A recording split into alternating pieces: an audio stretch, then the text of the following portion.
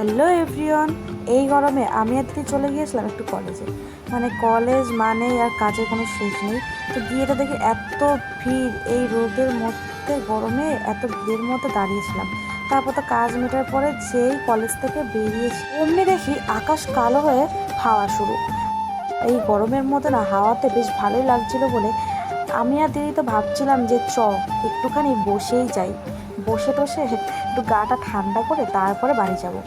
আর মাঠের যত ধুলো সব তো মুখে চুলে সব জায়গায় এসে লেগেছে। তারপর তো দেখি আকাশ পুরো কালো হয়ে যাচ্ছে আস্তে আস্তে, এবার তো বাড়ি যেতেই হবে, কিছু করার নেই। তারপর টোটোতে করে ব্রিজ অব্দি এসছি। আমরা তো একটু ওস্তাদি করে ভেবেছি যে ব্রিজ দিয়ে হাওয়ার মধ্যে হেঁটে হেঁটে যাবো, কিন্তু তারপর আকাশের পরিস্থিতি দেখে বুঝলাম যে না ভাই, হেঁটে গেলে আমাদের হবে না। দেখুন অটোয় উঠে ডাইরেক্ট বাজারে নেমে কাকার দোকানে এসে দাঁড়িয়েছে আর ঝমঝম করে বৃষ্টি শুরু। তো আজকের মতো এটুকুই, টাটা।